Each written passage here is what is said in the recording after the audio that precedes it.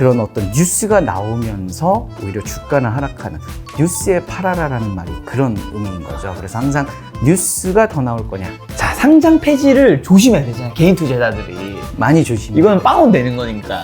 빵원은 아니고 이제 한 5원 정도.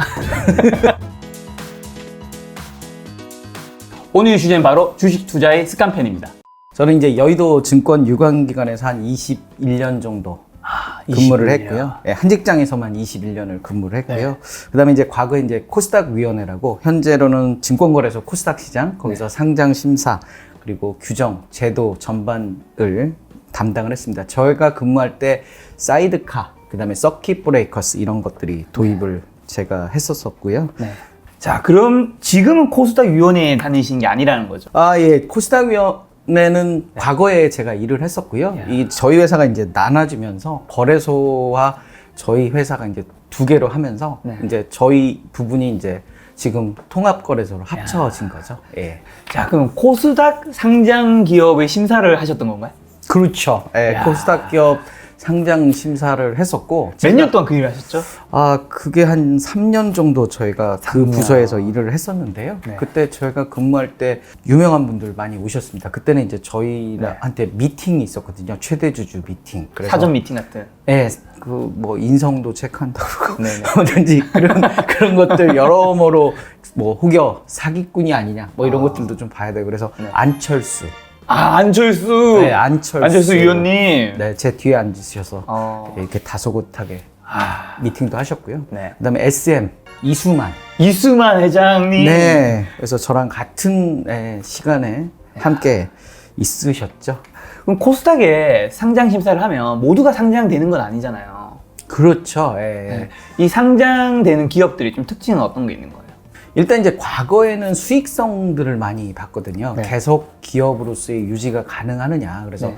어떤 재무적인 그런 지표들을 많이 봤고요. 일단 적자가 나는 기업들은 상장에 좀 통과가 안 되는 그런 경우들이 좀 많이 있었어요. 그래서 우리가 이제 코스닥이라는 게 사실 어떤 벤처, 그 다음에 미래의 성장성에 포커스를 많이 두는 그런 기업들인데, 네. 그럼에도 불구하고 이제 실적이 안 나온다는 이유로 많이 이제 그 당시에 2000년대 제가 초반 때였으니까 그때는 좀 안 되는 경우들이 많았는데, 최근에는 이제 그런 부분들에 대해서 이제 특례 조항들을 많이 뒀거든요. 그래서 기술 상장 특례라고 해서 기술성은 있는데 적자인 기업들, 네. 예를 들면 뭐 테슬라 같이 테슬라.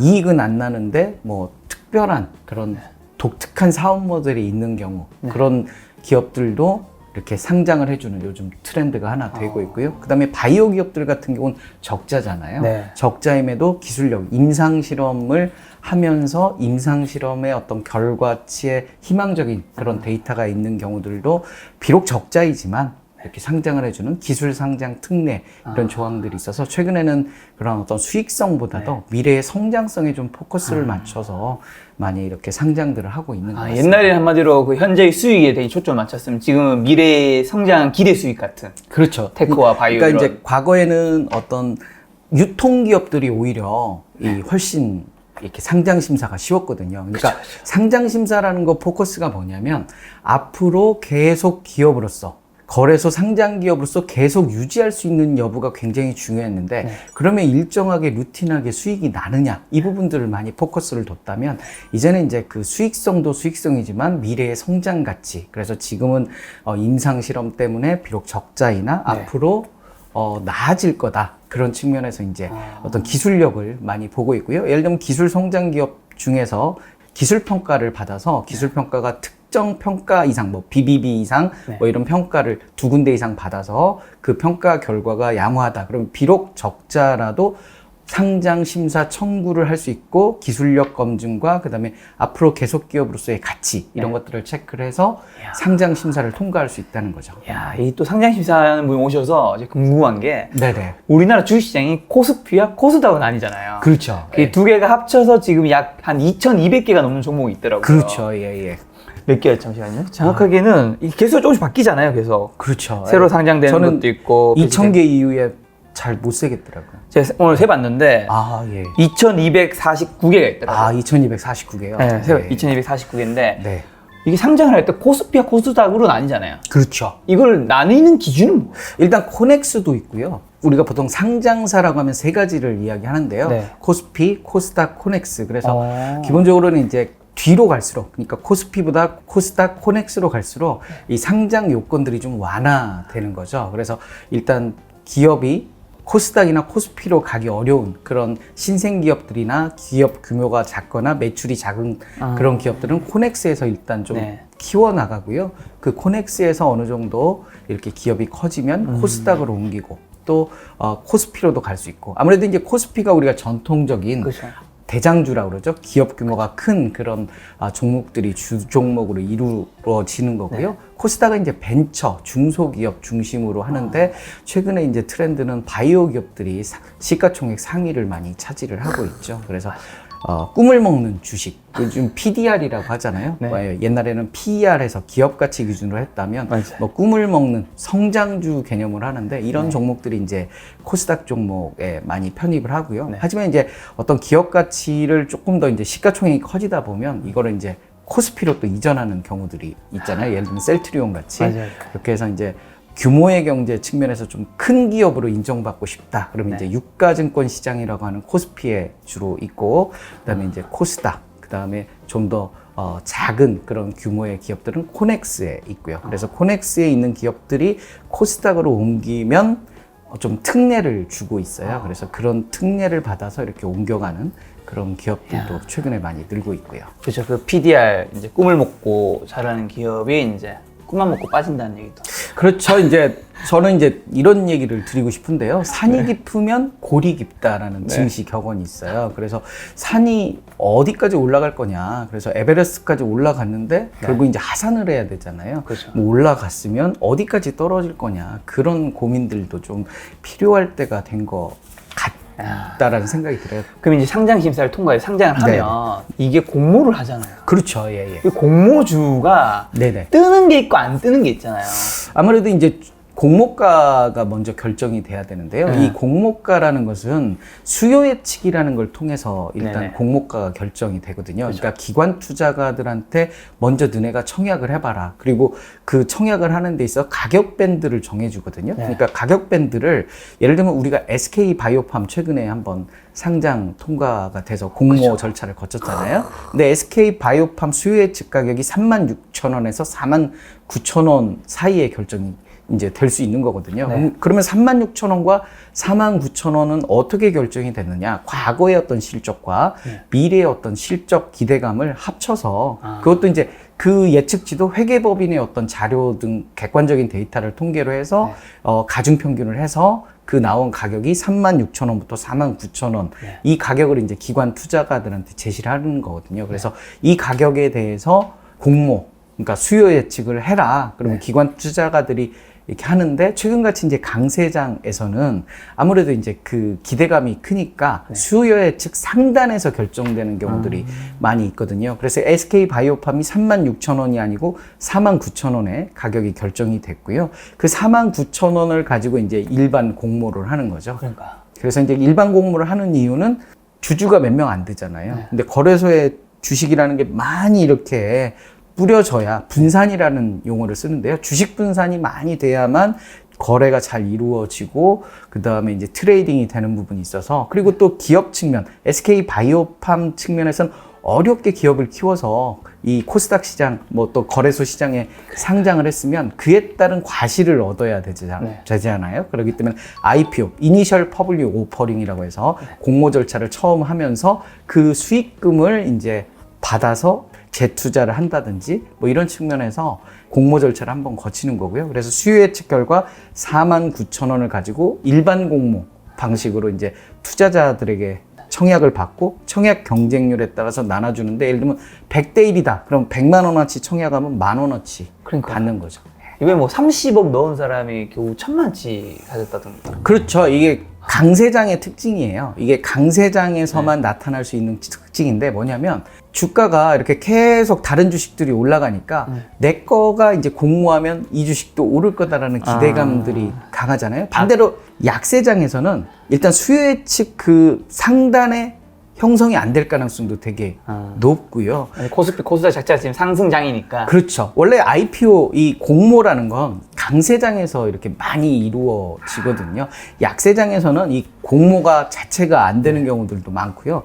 그다음에 공모가 안 되면 증권사들이 그 공모 안 된 그런 주식을 떠안는 조건들도 상당히 많아요. 그래서 보통 이 공모 절차를 주관하는 주관 증권 회사를 선정을 하고요. 그 회사는 이제 공모 절차를 다 한 다음에 끝나면 수수료를 받거든요. 그래서 수수료를 받고 하는데 만약에 공모가 다 안 되면 그걸 이제 본인들이 이렇게 떠안고 일정 기간 이후에 팔아야 되는 그것도 상당히 리스크거든요. 증권사 입장에서는. 그렇기 때문에 약세장에서는 이 공모가 주식시장 상장 자체가 많지 않다.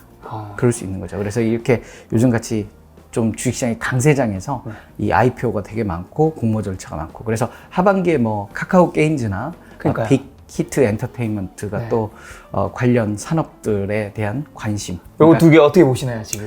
일단 우리가 SK 바이오팜에서 열기를 한번 봤잖아요. 봤죠. 네, 우리가 아파트 청약 한번 잘 되면 한도 끝도 없잖아요. 그래서 SK 바이오팜의 그 열기가 앞으로도 계속 이어지지 않을까. 전제는 이제 주시장이 계속 이 화랑세를 좀 이어가야 되겠죠. 그래서 빅히트 같은 경우는 지금 굉장히 기다리시는 분들이 많잖아요. 그래서 빅히트하고 카카오 게임즈가 하반기 공모 시장에 뜨거운 핵이 되지 않을까. 그리고 최근에 아시겠지만 2차 전지나 바이오 이런 트렌드를 달고 가는 기업들이 공모 이후 뜨겁잖아요. 공모주 청약도 굉장히 강하고 초반에 이제 강한 상승세의 모멘텀을 이어가는데 우리가 이제 공모주가 공모가 절차가 끝나고 이제 드디어 이제 거래소에 첫날 거래가 되면 그 IPO를 한 기업들의 주식은 공모가의 90%, 그러니까 마이너스 10%가 되는 거죠. 49,000원에서 한 4,900원 정도 빠진 SK 바이오팜 기준으로 하면 그러니까 10% 빠진 수준의 90%에서 200%까지. 그러니까 49,000원에 200%니까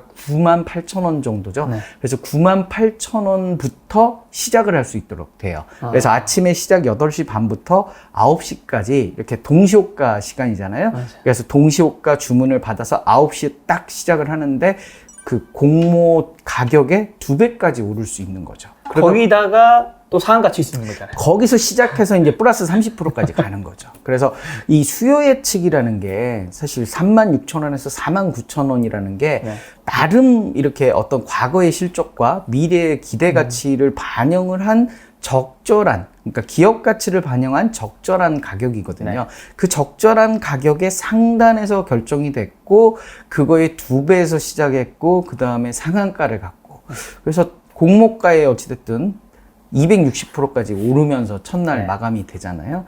그렇기 때문에 약간 버블이 낄 수도 있다. 어떤 시장의 어떤 트렌드, 2차 전지 관련 기업, 코로나 백신 개발 기업, 바이오 기업이라는 어떤 시장의 트렌드, 핫한 트렌드를 받으면 공모 초반에 약간의 버블이 충분히 생길 수 있는 거고요. SK 바이오팜 같은 경우도 26만 원대까지 올랐다가 지금 18만 원 정도. 17만 원, 18만 원대까지 내려왔잖아요. 그런 부분들을 보면 이 기업 가치 기준으로 조금 판단을 조심할 필요도 있겠다. 묻지마 따라 이렇게 상한가 따라가게 하다가 고점에 잡을 수도 있다. 그런 리스크를 항상 좀 생각을 하셨으면 좋을 것 같습니다. 저는 이게 좀 궁금한 게 이게 SK 바이오팜 같은 종목이 상장을 하면 사람들이 사고 싶지만 못 사잖아요. 그렇죠. 청약 때도 안 되고 뭐 갑자기 하자마자 상한가 치고 하니까. 그렇죠. 그러면 이제 그 주식을 못 사는 사람들이 예를 들면 부동산인데 어느 A 아파트를 사려고 하는데 청약이 너무 밀려서 거기를 못 샀어요. 네네. 그럼 옆에 아파트들이 가격이 뛸 수도 있잖아요. 네네. 만약 저는 그 말이 종목을 못 사면 그 섹터가 뜰 수 있다 생각하는데 네네. 예를 들어 하반기에 지금 빅히트라고 예를 든다면 네. 이게 이제 K-팝 관련된 거잖아요. 그렇죠. 그럼 빅히트를 못 사게 되면 JYP, 네네. 그다음에 YG 네. 이 종목들의 주가가 빅히트 주가가 오른다라는 전제 하에서는 좀 오를 확률이 높은 거 아닌가요? 그래서 이제 보통 이웃집 효과라고 하는데요. 그래서 풍선 효과라고도 하고요. 한쪽을 누르면 한쪽이 오르는 그런 효과인데 일단 빅히트의 상장 자체가 하나의 관심을 모으고요. 주식이라는 건 일단 관심을 모으는 게 되게 중요하거든요. 그래서 관심이 거래량을 일으키고요. 거래량이 주가 상승으로 이어지거든요. 그러면 빅히트 엔터가 이렇게 상장을 한다는 게 경제신문의 메인이 되고 네. 그러면 사람들이 그거에 대해서 관심을 갖고 그쵸. 그렇다면 빅히트 외에도 뭐 SM이라든지 JYP라든지 관련 기업들이 뜨거운 하나의 이렇게 이웃집 효과를 하면서 관심을 받을 수도 있죠. 다만 이제 우리가 주식 투자를 하면서 가장 중요한 게 더 나올 뉴스가 있느냐는 게 중요한 거거든요. 그러니까 빅히트 엔터가 상장을 해버리면 네. 이제 뉴스가 끝나버리잖아요. 그렇기 때문에 지난번에 빅히트가 이제 상장을 심사를 통과를 했잖아요. 그러면 관련주라고 하는 종목들이 있어요. 뭐 DPC라든지 LB세미콘이라든지 이렇게 빅히트 엔터테인먼트의 지분을 보유한 그런 기업들이 상장 예비 심사 통과 전에는 기대감에 계속 상승세를 이어갔지만 상장 예비 심사를 통과를 했잖아요. 네. 그러면 당분간 이게 이제 IPO하고 뭐 이럴 때까지 상당 기간 기다려야 되잖아요. 그렇기 때문에 그런 어떤 뉴스가 나오면서 오히려 주가는 하락하는. 그러니까 더 나올 뉴스가 있느냐가 이벤트인데 더 나올 뉴스가 없다 보니까 그때가 어떤 주가의 고점이다. 그래서 네. 우리가 주식 투자를 하면서 항상 유념해야 돼야 될 것은 더 나올 뉴스가 있느냐. 그래서 더 나올 뉴스가 없다 그러면 그때가 고점이고 우리가 증시 격언에 뉴스에 팔아라라는 말이 그런 의미인 거죠. 그래서 항상 뉴스가 더 나올 거냐. 그러면 뉴스가 더 나오기 어렵다면 그 전에 기대감에 한껏 이렇게 오른 상태에서 안전하게 매도하는 게 좋은 방법이 아니냐. 그러면 그 근거는 뭐냐? 과거의 경험치가 계속 그래왔다는 거죠.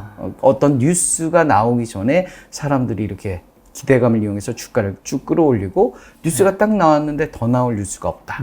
그러면 주가는 하락하는. 왜냐면 더 기다려야 된다는 그 기다림이 지루할 수 있는 거죠. 그래서 적절한 타이밍에 그래서 저는 이제 그걸 뜨거운 관심에 팔아라라고 얘기를 하는 거거든요. 그래서 그러면 상장 폐지 일도 좀 해보셨나요? 상장 폐지는 제가 안 하고요. 제 바로 옆에 팀에서. 그럼 그래도 좀 아실 거잖아요. 당연히. 알죠. 예. 자, 상장 폐지를 조심해야 되잖아요. 개인 투자자들이. 많이 조심해요. 이건 빵원 되는 거니까. 빵원은 아니고 이제 한 5원 정도. 자, 어떻게 하면 돼요? 뭐 만고불변의 진리는 네. 좋은 기업을 고르는 게 가장 중요하겠죠. 좋은 기업. 네, 그래서 우리가 흥하는 집에 있어라, 망하는 집에 있는 것보다 네. 흥하는 집이 어떤 집이에요? 돈 잘 벌고 그 다음에 아빠가 돈도 잘 써주고 네. 이런 집들이 흥한 집이잖아요. 돈이 많기 때문에 이렇게 아빠가 돈을 쓰는 거잖아요. 네. 그러면 주식시장에서 돈을 많이 쓰는 게 뭐예요? 배당 많이 주고. 아, 배당. 네. 버는 게 많으니까 아빠가 용돈 주듯이 기업이 배당도 주고 이런 기업들이 이제 좋은 거잖아요. 무상증자도 하고. 네. 그래서 그런 기업들을 고르면 상장 폐지와는 관련이 없는데 상장 폐지를 당하는 여러 조건들이 되게 많지만 가장 핵심인 것은 돈을 못 버는 기업. 그러니까 우리가 친구들한테 돈 빌려줬을 때 결국 돈을 못 갚는 애가 가장 머리 아프고 피곤하고 힘들잖아요. 그런 것처럼 계속 단기 순손실이 누적되는 기업. 그래서 코스닥 기업 같은 경우는 4년 연속 영업 손실이면 관리 종목에 지정이 되고요. 관리 종목이라는 것은 거래소의 관심사병. 너 1년만 더 좀 영업 손실이면 상장 폐지 실질 심사를 들어갈 거야. 근데 상장 폐지 실질 심사가 뭐냐면 상장 폐지 전에 한 번 더 들여다보는 거예요. 네. 그래서 실제로 얘를 상장 폐지를 시켜야 될지 아니면 조금 그냥 뭐 괜찮아. 올해 같은 경우 국순당 우리 백세주 네. 그 회사가 5년 연속 영업 손실이 났거든요. 근데 국순당 같은 경우 건물을 갖고 있는 거죠. 그래서 건물 어떤 가치만 해도 굉장히 높다 보니까 계속 기업으로서의 이 건물 팔아서 계속 그렇죠. 유지할 수 있잖아요. 그러다 보니까 실질 심사 이후에 다시 기업 트레이딩이 될 수 있게 해줬거든요. 그렇기 때문에 이런 어떤 5년 연속이 되면 상장 폐지가 되기 때문에 영업 손실이 코스닥만 5년 연속이면 영업 손실이 5년 되면 상장 폐지되기 때문에 주된 포커스는 어찌됐든 실적이 좋아야 된다. 실적이 안 좋은 기업들은 결국 관리 종목에 지정되거나 상장 폐지되거나 그 다음에 감사 의견이 있거든요. 그러니까 외부 회계법인이 감사 의견을 주는데 4가지 정도 의견을 줘요. 적정부터 뭐 감사 의견 거절까지. 적정, 한정, 부적정, 감사 의견 거절. 근데 대부분 실적이 안 좋은 기업들은 감사 의견 거절을 받거든요. 거절이라는 것은 나 이제 너네 회계장부 보기 싫어. 갖고 가. 그러면 거래소에서 상장 폐지되는 거죠. 그렇기 때문에 결국 실적이 안 좋기 때문에 감사 의견도 거절되기도 하고 뭐 영업손실로 상장 폐지 실질심사도 가고 아니, 피 같은 돈이 흐르는 기업이어야 되는 거네요. 그렇죠. 예, 그다음에 이제 불성실 공시법인이라고 네. 공시를 이제 양치기 소년이죠.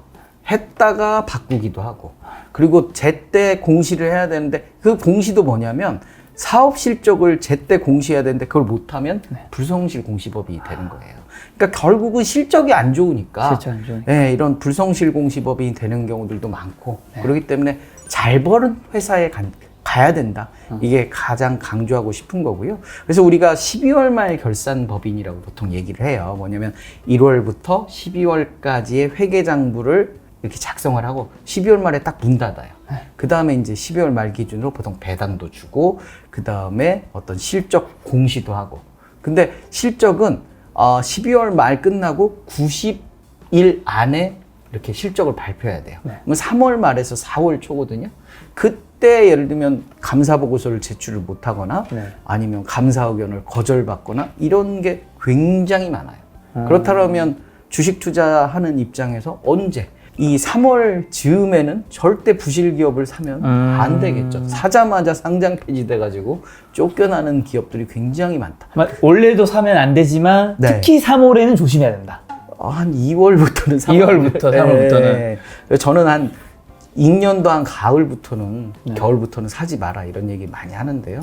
3월 달에는 정말 갑자기 이제 상장 폐지가 되면 정리매매 기간을 일주일 두거든요. 네. 그래서 7일 영업일을 줘요. 그래서 7일 영업일 동안 이제 30분 단위로 상한가는 없어요. 그때 그러니까 또 막 불나방들이 모이고 아주 요동치더라고요. 네, 30원이 갑자기 30분 후에 300원 되고 막 그래서 떼돈을 번다고 그러는데 실제 거래량은 많지 않고 그래서 이 정리매매 기간을 주고 이제 역사의 뒤안길로 사라지는데 보통은 정리매매 첫날 네. 한 7, 80% 떨어져요. 떨어진 상태에서 시작을 하니까 그란에도 이렇게 많이 손해봤는데 거기서 다시 떨어지니까 이제 나중에 5원 되는 거죠. 영원히 되진 않고요.